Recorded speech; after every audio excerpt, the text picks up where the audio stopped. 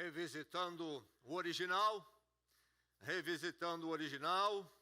ansiando ser a igreja autêntica. Nós queremos revisitar o original, porque nós queremos ser a igreja autêntica. Por isso nós estamos meditando, ouvindo a mensagem da igreja original, a igreja primitiva, na palavra de Deus, no livro de Atos, focando em particular em Atos 2, de 42 a 47. Igreja do Senhor, convido-a para mais uma vez nos voltarmos a esse texto, para a bênção de nossas vidas. Atos 2, 42 a 47 é a nossa leitura e o nosso foco. Nós vamos ler a partir do verso 42, vamos focar a partir do verso 42, que descreve, nos dá uma fotografia de como era a igreja no seu comportamento e suas convicções naqueles primórdios ali no primeiro século, logo após a ascensão de Jesus Cristo. E esta descrição, ela está ligada ao dia de Pentecostes, no capítulo 2, quando o Espírito Santo vem para estar com a igreja e ser agora, no lugar de Jesus Cristo, esta presença espiritual que sustenta e dirige a igreja. E naquele dia veio o Espírito Santo, conforme a promessa de Jesus Cristo, no dia de Pentecostes, e Jerusalém estava em festa de Pentecostes, em polvorosa, muita gente, a população ali triplicando, gente de toda a parte do mundo. E quando o Espírito Santo vem, muitos se ajuntam ali para ver como era isto, o que era isto, e Pedro prega o seu sermão. Então vamos ler parte mais uma vez do sermão de Pedro, antes de irmos à descrição da igreja, a partir do verso 42.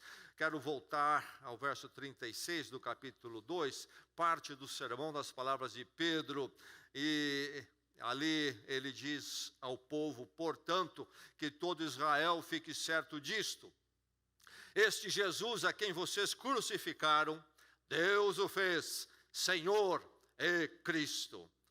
Quando ouviram isso, ficaram aflitos em seu coração e perguntaram a Pedro e aos outros apóstolos: irmãos, que faremos? Pedro respondeu: arrependam-se e cada um de vocês seja batizado em nome de Jesus Cristo para perdão dos seus pecados, e receberão o dom do Espírito Santo, pois a promessa é para vocês, para os seus filhos e para todos os que estão longe, para todos quantos o Senhor, o nosso Deus, chamar. Com muitas outras palavras os advertia e insistia com eles: salvem-se desta geração corrompida. Os que aceitaram a mensagem foram batizados, e naquele dia houve um acréscimo de cerca de 3.000 pessoas. Aí está então o contexto em que se segue o nosso texto a partir do verso 42. Vamos ouvir a palavra de Deus ainda mais, vamos recebê-la de coração aberto, de mente alerta, que a palavra nos edifique nesta manhã. E diz a narrativa de Atos, então, verso 42, eles se dedicavam ao ensino dos apóstolos e à comunhão, ao partir do pão e às orações. Todos estavam cheios de temor, e muitas maravilhas e sinais eram feitos pelos apóstolos. Os que criam mantinham-se unidos e tinham tudo em comum, vendendo suas propriedades e bens, distribuíam a cada um conforme a sua necessidade. Todos os dias continuavam a reunir-se no pátio do templo, partiam o pão em suas casas e juntos participavam das refeições, com alegria e sinceridade de coração, louvando a Deus e tendo a simpatia de todo o povo. E o Senhor lhes acrescentava diariamente os que iam sendo salvos. Quero ainda ler mais a palavra de Deus com você nesta manhã, igreja. Vou ler agora no livro de Hebreus, o livro que faz a conexão entre as liturgias do povo de Israel no Velho Testamento, particularmente no templo, e Jesus Cristo. Como Jesus Cristo cumpriu aquelas liturgias que eram, na verdade, metáforas que falavam da obra que ele haveria de realizar, particularmente na sua morte na cruz. Então, todo o cerimonial no templo apontava para Jesus Cristo nas suas liturgias. E Hebreus, então, nos explica essa conexão. Mas eu vou ler no capítulo 12 de Hebreus, ouça a palavra. Primeiro quero ler do verso 18 a 25, e depois quero ler 28 e 29. Hebreus capítulo 12, ouça a palavra aqui, meu irmão, minha irmã, amigo que está conosco, amiga. Diz assim, o ensino, a exortação da palavra em Hebreus.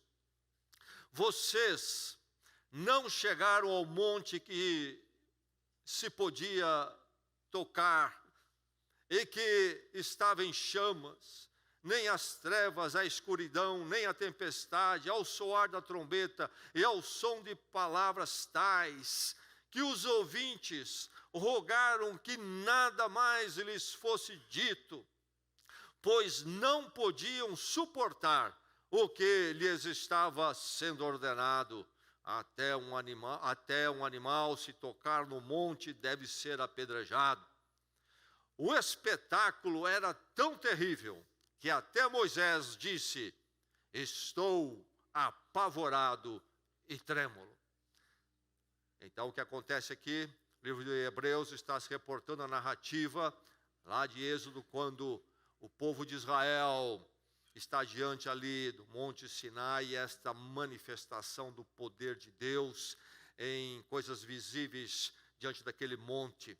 E aí encontramos esta situação, e o povo, diz aqui, ficou apavorado até e trêmulo. Continuando a leitura de Hebreus, continua assim então: mas vocês, falando da igreja em Cristo, mas vocês chegaram ao monte Sião, à Jerusalém celestial, à cidade do Deus vivo. Chegaram aos milhares de anjos em alegre reunião, à igreja dos primogênitos, cujos nomes estão escritos nos céus.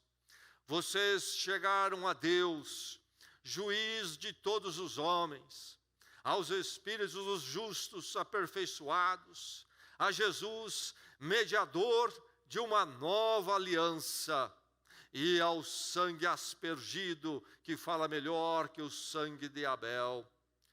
Cuidado, não rejeitem aquele que fala.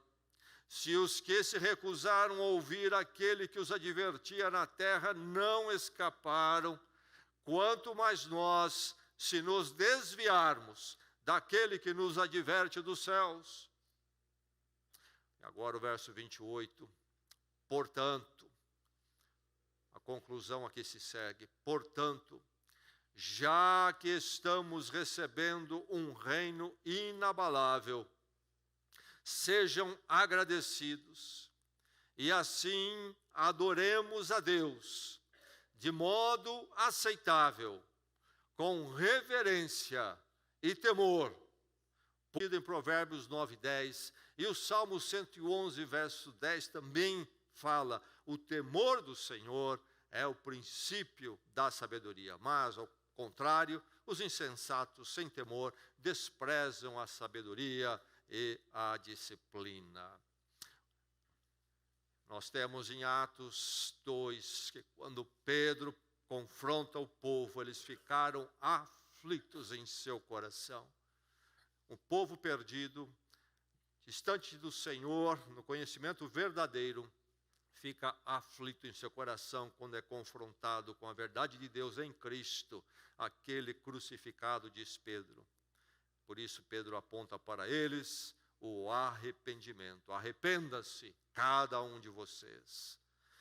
E aí então o resultado, muitos aceitam, são transformados pela obra de Cristo ali, e passam a fazer parte da igreja. 3.000 são acrescentados, e eles se dedicavam ao quê? Eles perseveravam no quê? No ensino dos apóstolos, a igreja original, a igreja autêntica. Perseveravam no ensino dos apóstolos. E o resultado, entre outros, está aqui verso 43. Todos estavam cheios de temor. Todos estavam cheios de temor. Ouvimos a palavra do Senhor.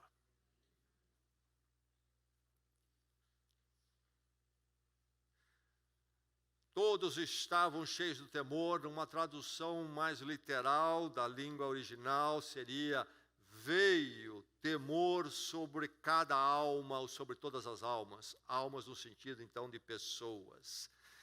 Desce ali um temor sobre todos. E, inclusive, fica implícito que isso era muito verdade na igreja, mas que, de alguma forma, mesmo que aqueles que não se converteram ou ainda não se converteram ali, também acabaram sendo tomados de temor pelo que viram, pelo que observavam. Temor. A palavra no original, na língua original, o grego antigo é phobos. Nós usamos essa palavra no português em algumas formas, forma derivada, é muito conhecido entre nós, e nesses dias mais do que nunca a palavra fobia.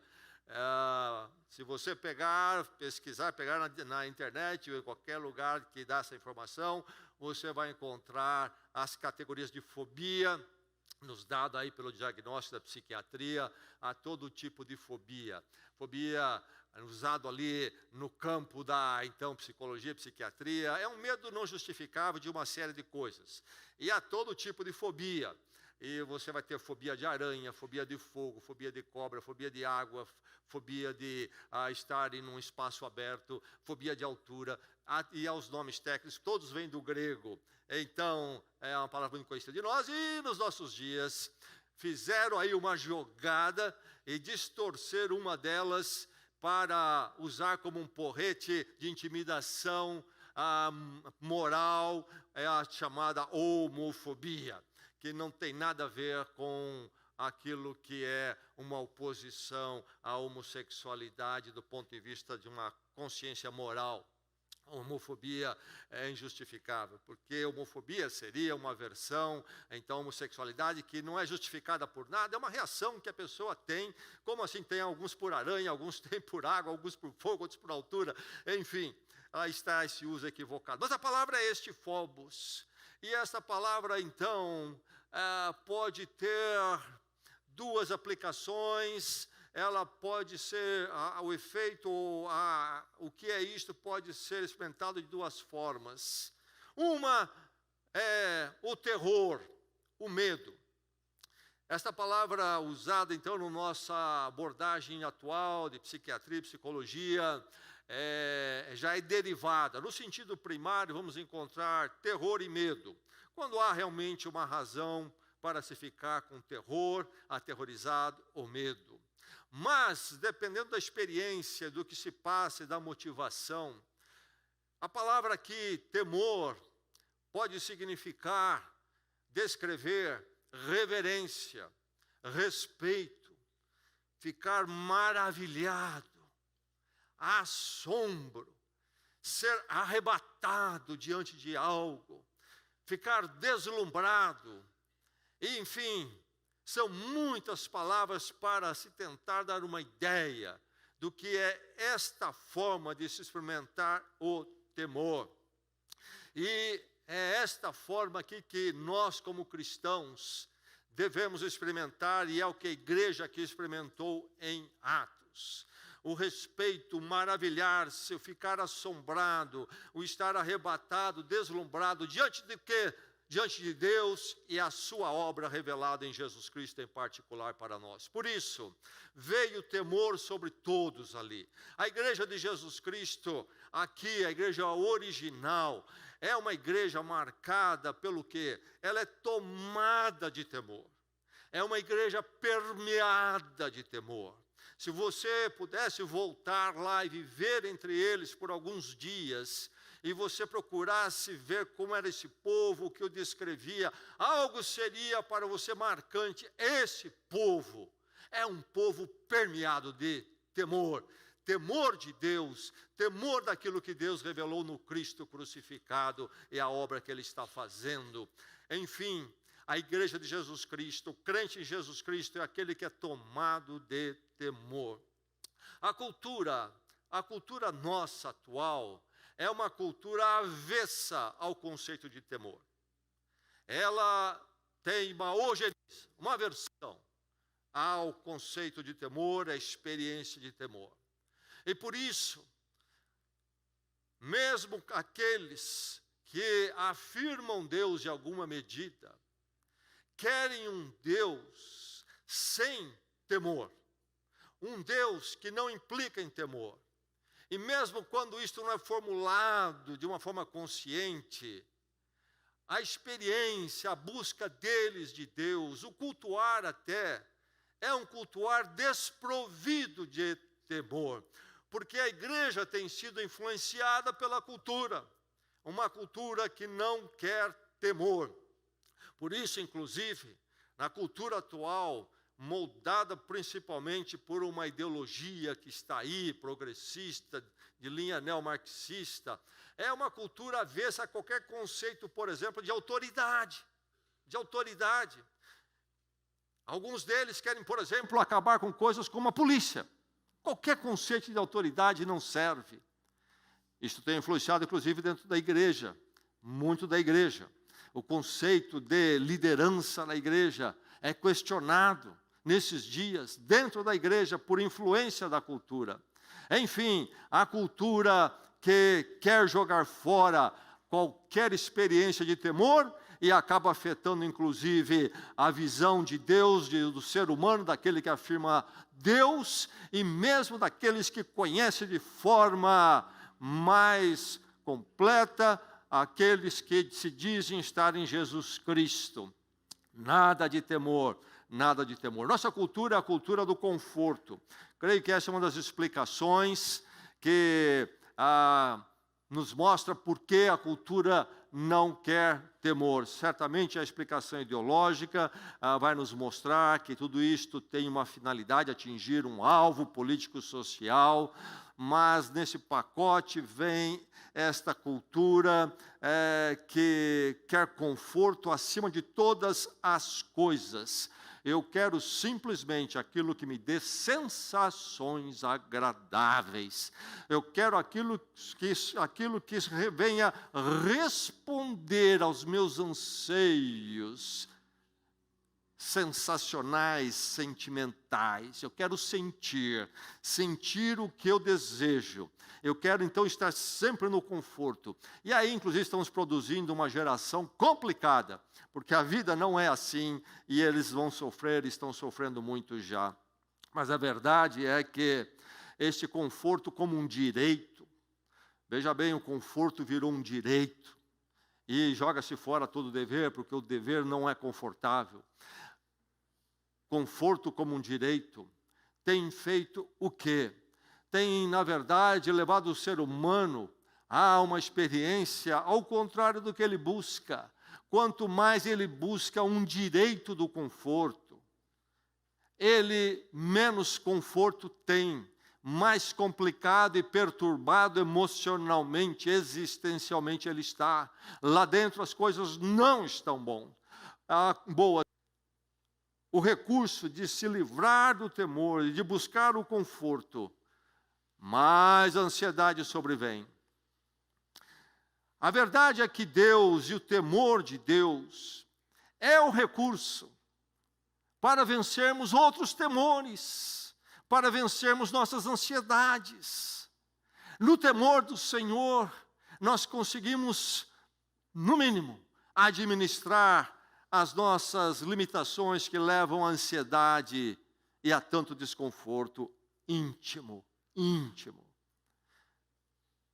Por isso, a palavra de Deus afirma que o temor do Senhor é o princípio da sabedoria, da vida sábia.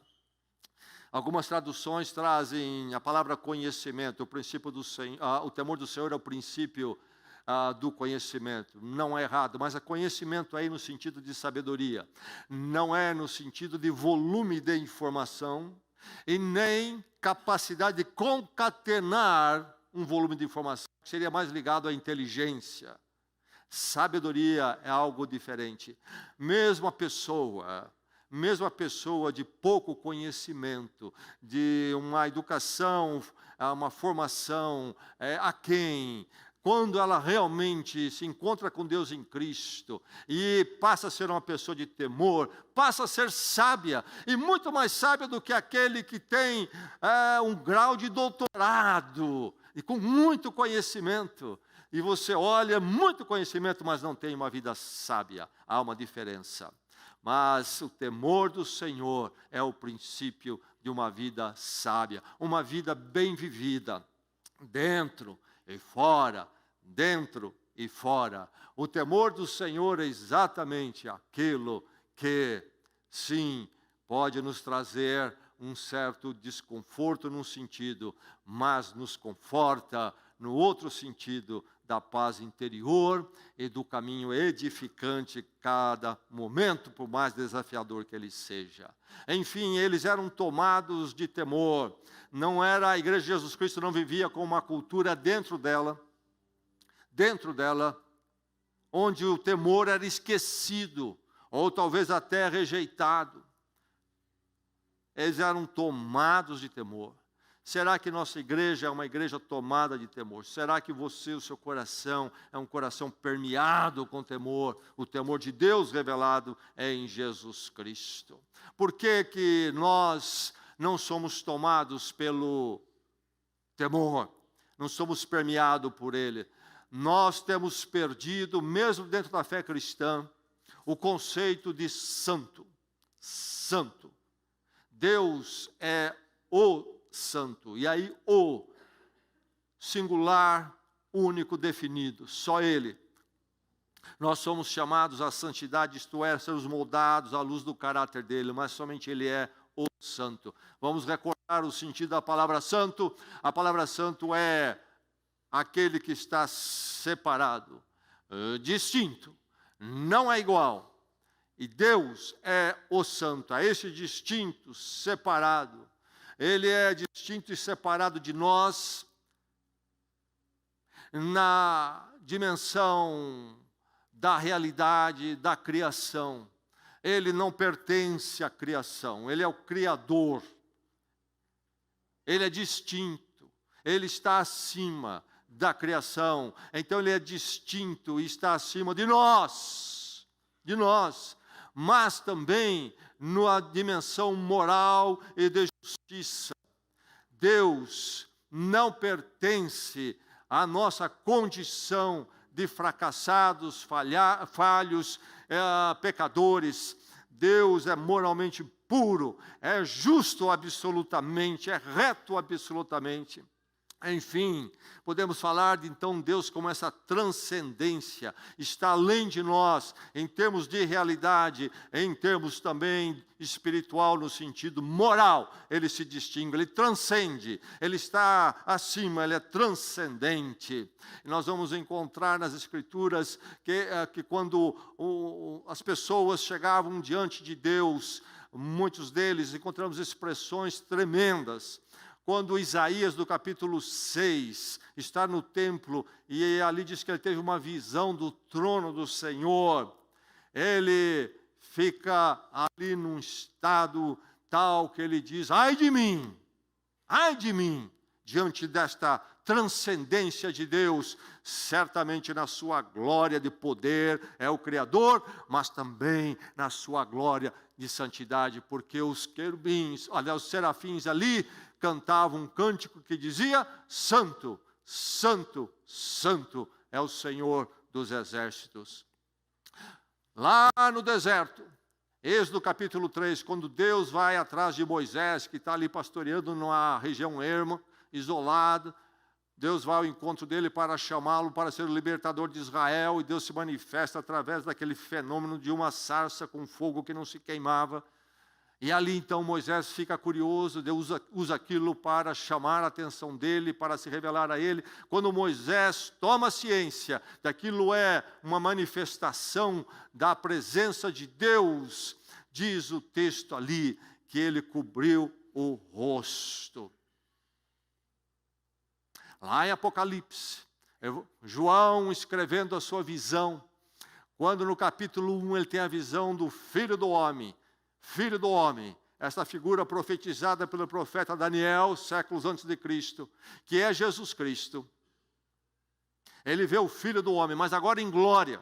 Não o Filho do Homem, Jesus Cristo, quando andou entre nós na condição de humilhado até a morte de cruz, mas agora, em glória, ressuscitado. João diz que ele caiu como morto. Caiu como morto, não por manipulação do ambiente. Tal o impacto dele, da visão da glória do Senhor. Meu irmão, minha irmã, o Evangelho de Jesus Cristo é sobre graça. Pedro prega um sermão duro, difícil àquele povo, não é verdade? Ele não mede palavras, fala abertamente.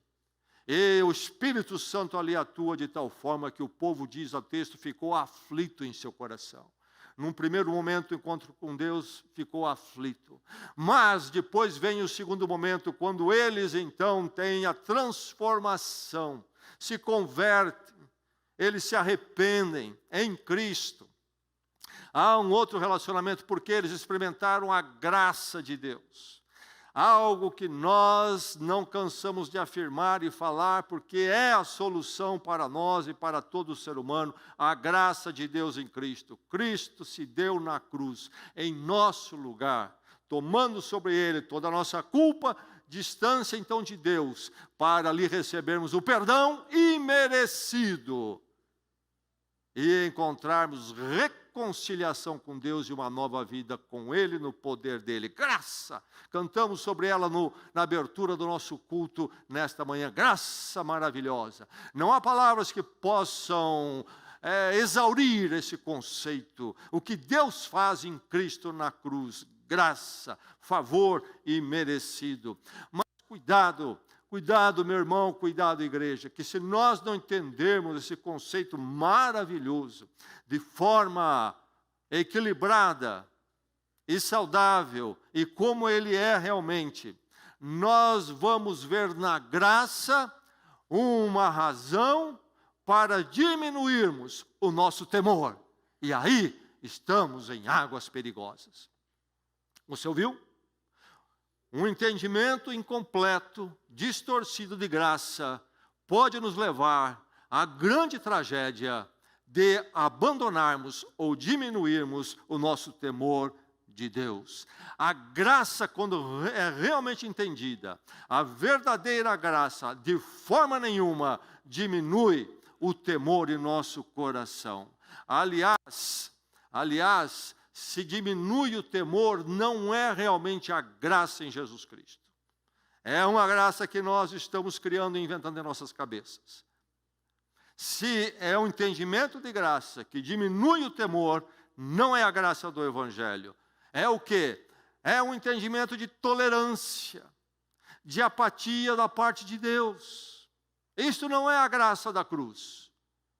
Quando eu começo a ver Deus como alguém tolerante, um Deus apático diante do erro, da imoralidade, da pequenez humana.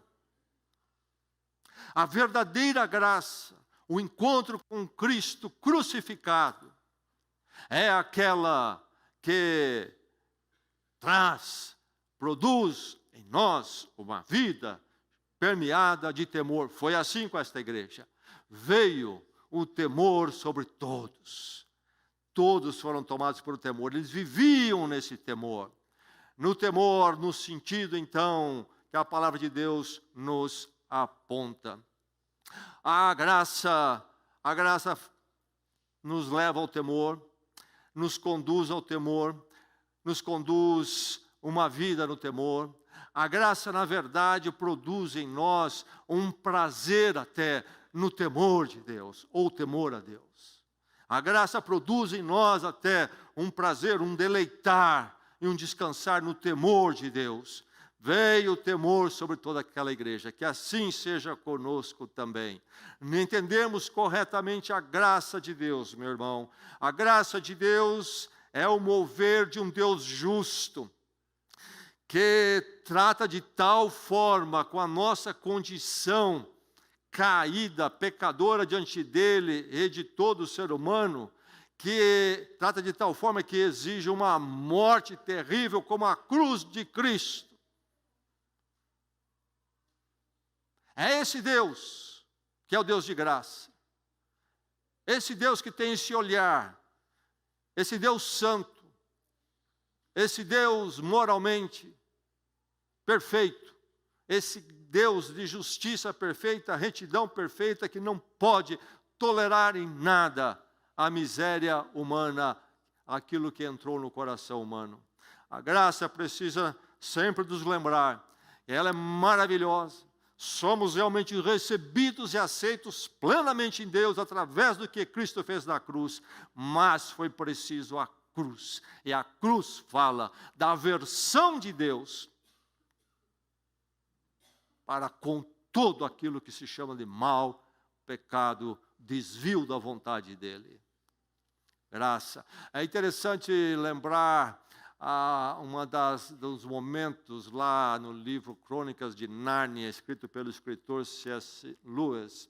Então, a Susan e a Lucy estão na terra de Nárnia e lá tem um leão, Aslan. E C.S. Lewis conta histórias que vão naturalmente apontando categorias e atuações do Evangelho e metáforas até acabam indiretamente surgindo daquilo que é o Evangelho. Então, lá está, na terra de Nárnia, o grande rei chamado Aslan. E o senhor e a senhora Castor vão introduzir as duas ao rei da terra. Susan e Lucy vão encontrar o rei da terra. E elas não sabem que o rei ali é um leão. É um leão.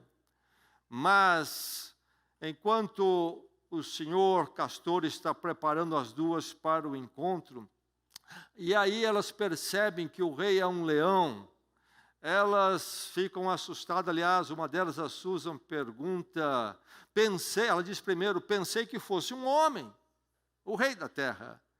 Ela ouviu agora que é um leão. E aí vem a pergunta dela, será seguro? Devo eu ficar nervosa em encontrar com um leão? A resposta do Castor foi, deve, querida. Pergunta dela, devo ficar nervosa? É seguro? Deve, responde. E não se engane. Se existe alguém que pode aparecer diante de Aslan sem bater os joelhos, ou é mais corajoso do que os demais, ou é o mais tolo de todos. A pergunta novamente vem, agora a Lucy pergunta, então, não é seguro encontrar-me com ele?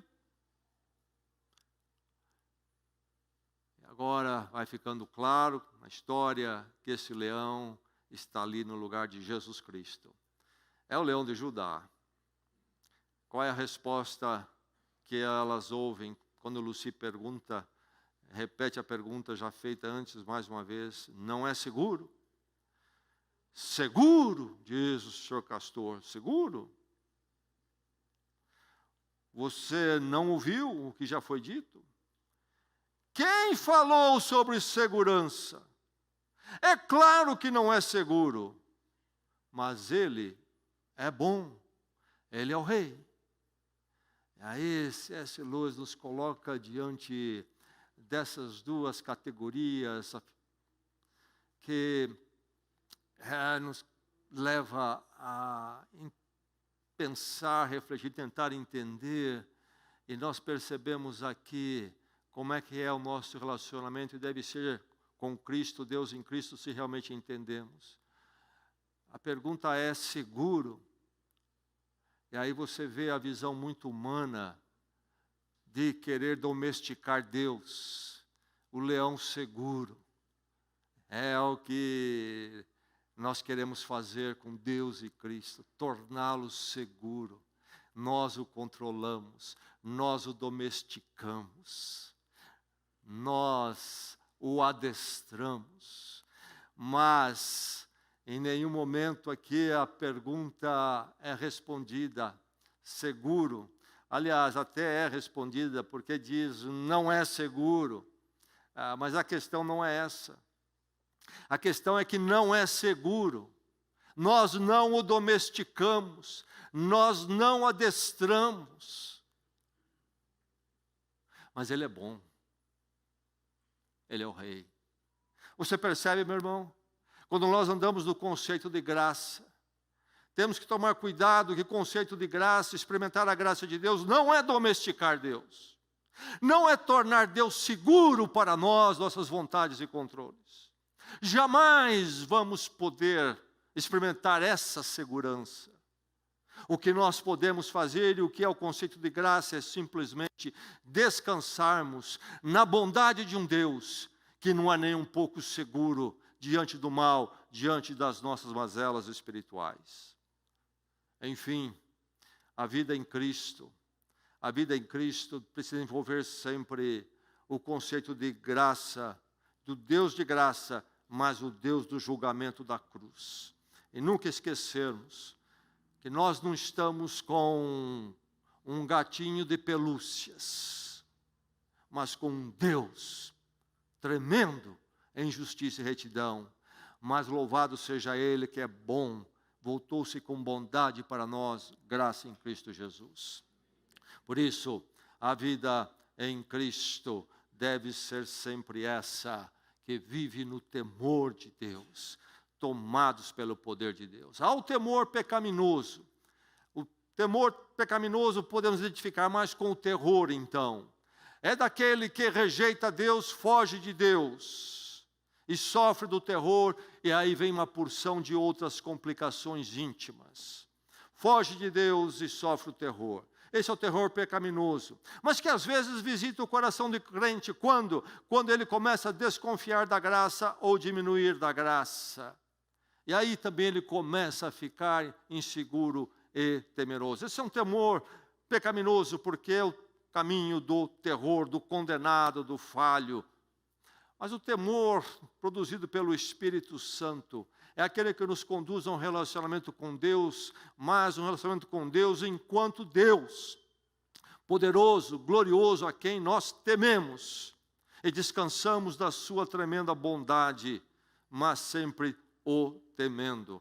É abraçar o amor de Deus, receber o amor de Deus, mas sempre preservando o temor em nosso coração. O temor que vem sobre nós devido à grandeza de Deus, à santidade de Deus e um Deus tremendo nas suas obras. A vida em Cristo, então, meu irmão, minha irmã, é uma vida sempre que caminha diante do julgamento de um Deus santo e puro, mas que também descansa na graça suficiente dele, somente na sua graça e no seu poder gracioso. É uma vida, então, como a vida em Cristo. É uma vida em temor, onde vamos sempre no temor de Deus. Não há vida cristã, não há vida com Deus em Cristo, se não for um coração permeado por temor. A cruz de Jesus Cristo leva-me a ser um ser que teme a Deus, e o teme verdadeiramente como Ele é, enquanto experimenta o seu perdão e graça. Por isso, a igreja de Jesus Cristo, que é uma comunhão, só é uma igreja realmente se comunga no temor. A igreja se encontra no temor, ela se constitui em temor, é um ajuntamento em temor. O culto da igreja é um culto, então, que exige temor. O culto da igreja exige temor. E esse é meu ponto. Com relação ao culto da igreja, eu creio que, muitas vezes, com consciência e intencionalmente, muitas vezes, talvez não intencionalmente, não tão consciente, por não se ter diante da igreja e da liderança que ministra uma visão muito clara do temor de Deus, o culto se torna algo, ou passa a incluir coisas que nada tem a ver com culto realmente. É preciso tomar todo o cuidado. Vocês ouviram de mim na semana passada que a liturgia tem que ser governada pela teologia, nosso entendimento de Deus. O que nós fazemos no culto, nossas reações, precisam ser guiadas. Os itens do culto precisam ser orientados, não por qualquer outra coisa, não por interesse humano, não por agrado humano, não por resultados do que traz mais gente, mas por aquilo que se chama temor a Deus, adorar a Deus sobre todas as coisas. Nos encontramos na graça, essa graça que nos leva a temer esse Deus tremendo, de julgamento, e tremendo que, mesmo no seu julgamento, vem nos salvar com essa graça tremenda também, que pode nos alcançar. Enfim, nós adentramos ao culto do Senhor, nós nos encontramos com a igreja em temor, porque culto exige temor. E isso há de mudar o que nós fazemos para cultuar, a nossa atitude para o cultuar, os elementos que constituem a nossa liturgia, o que nós permitimos entrar no culto e o que nós não permitimos entrar no culto. Nós não seguimos modismos que há de agradar, nós procuramos ter um culto a Deus, e se a presença e a glória de Deus, a quem tememos e que nos salvou, não for suficiente para nos trazer aquilo que nos satisfaz, não há manipulação humana que vai fazer isto. É preciso tomar muito cuidado, porque é muito fácil cruzar a linha. E o culto do Senhor precisa ser purificado pela teologia, precisa ser purificado pelo temor de Deus. Há muita purificação necessária. E as nossas vidas no dia a dia, da mesma forma, precisa assim acontecer. E o temor veio sobre todos. Quer dizer que eles viviam então no terror? Não. Eles viviam no quê? Nesse maravilhar-se desse Deus tremendo, justo, mas que os amou e os transformou. Mas que continua santo, justo e reto em perfeição. Maravilhamos. Isso os deixava assombrados. Isso os deixava totalmente sacudidos. Que coisa, nada maior do que isso. Uma reverência estava no coração deles, e uma reverência estava em seus cultos. Um respeito diante de Deus, da santidade, um respeito que não davam a mais nada neste mundo, certamente davam respeito a muitas coisas e pessoas, mas aqui há um respeito que não se aplicava a mais ninguém, e que estava no coração deles esse respeito. Esse ficar arrebatado como Isaías, como João em Apocalipse, diante da glória de Deus, um Deus justo, santo e um Deus de graça. Essa experiência de ficar deslumbrado diante de Deus, não deslumbrado diante de um jogo de palco, de manipulação de auditório, de efeitos, não, meu irmão, mas diante de Deus, da sua palavra, veio sobre o povo um temor tremendo, não terror, porque diz que eles faziam isto em alegria, não é? Nós lemos no texto, continuavam se a reunir com alegria no coração. O temor do Senhor é que realmente vai nos dar a verdadeira alegria. O temor do Senhor é que realmente nos liberta das ansiedades, nos liberta das tristezas, ou nos dá força em meio às tristezas. É que sabemos de um Deus tremendo no trono e que nos chamou para si eternamente. E no nosso momento mais difícil, Ele nos sustenta na sua graça, por um fio, se for o caso, mas nos sustenta. É saber disto, que isto que traz o bem-estar vem daí. Quanto mais temor de Deus, não terror, o terror do perdido, o terror que rejeita Deus, esse está debaixo da condenação, mas no temor desse Deus glorioso, nós encontramos o bem-estar, o andar com Ele em graça. Ele é seguro? Não, nunca será seguro para nós. Mas Ele é bom, louvado seja o nome do Senhor. Quando eu leio esse texto, vem à minha mente a narrativa que eu gosto de citar. A narrativa vem de um escritor muito conhecido, professor universitário, Jacob Needleman, autor de muitos livros. Ele disse que ele foi convidado para ser um dos espectadores no lançamento da Apollo 17, isto lá em 1975, quando se enviava então essa cápsula para a Lua e trazia de volta ali 2 astronautas, 3. ingressos limitados, pessoas procuravam, alguns eram convidados especiais para esses lançamentos. E ele disse, lá ele estava, naquele ano de 1975, Apolo 17 ia subir. E quando ele chega ali a certa distância, que colocavam as pessoas nas arquibancadas, ele já ficou impressionado, porque a altura era de 35 andares. Que máquina! Uma máquina de 35 andares. E ele disse, eu fiquei observando, era um ambiente festivo. Quem foi convidado ali estava alegre, era uma noite, foi um lançamento noturno, um desses que foi lançado à noite. Luzes, bastante luzes sobre nós, na arquibancada, havia refrigerantes, venda de lanches, crianças ali algumas, divertindo-se, todo mundo falando, entusiasmado, muitos repórteres também discutindo, aquele jeito de repórter, tudo meio sabichão, eles falavam de tudo, falavam do foguete, falavam de política, eles sabiam tudo, respondiam tudo, enfim, estávamos todos nós ali. Mas começou a contagem regressiva a chegar aos últimos números ali, 10, 9, 8, e a coisa foi diminuindo, a agitação, todo mundo ali tomando o seu lugar. E chegou o zero, contagem chegou ao momento zero. E ele diz que primeiramente surgiu diante deles uma luz laranja, extraordinária.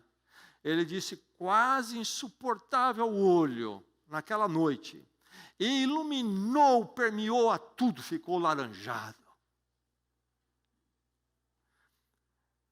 Em seguida, o foguete começa, aquela torre, começa a subir, parece que lentamente. E em silêncio, só a luz laranja, em silêncio. E todos estão quietos agora. De repente vem um som, diz ele, um som que parece sacudir o lugar literalmente. Um som, um ruído dos motores que atravessa o corpo da gente. Ele disse, o queixo de todos caiu, não tinha um que não estava com a boca aberta, olhando para aquilo lá. Naturalmente abriam a boca, sem se dar conta. O assombro, o maravilhar-se tomou conta de todos. A luz e o ruído. Algo tremendo. Algo que ninguém ali tinha visto, experimentado antes. Algo fora do comum. E aí ele diz, de repente o foguete começa a subir muito rápido. E surge uma luz agora azul. Um azul puro, impressionante. O foguete agora parecia uma estrela nesse brilho tão azulado. Ele continua narrando. Agora, todos ali, olhando, estavam num silêncio absoluto. Aquele povo agitado do começo. Não tinha nada a ver com esse povo agora. O foguete, então, já às alturas lá em cima, todos se dão conta que o espetáculo acabou, mas estão todos em silêncio absoluto, diz o autor. E agora todos se olham, mas não falam. Ou se falam, falam baixinho. E, inclusive, um ajuda o outro um pouco. Uma senhora vai descer da arquibancada, alguém dá a mão, procura ajudar. O que aconteceu? O que aconteceu? Estiveram muito próximo de uma ideia, não era, mas muito próximo da ideia de um conceito, de uma experiência com o transcendental. É interessante esse impacto, não é verdade? Meu irmão, quando nós olharmos a glória de Deus, como João, por exemplo, olhou no Apocalipse, nós deveremos ser tomados de um temor que nos modifica, e modifica para melhor. Eles não foram aqui na narrativa deste autor, ele não foi e os outros não foram convidados para assistir uma explosão de uma bomba atômica naquela proximidade que eles estavam. Porque aí eles seriam tomados de terror.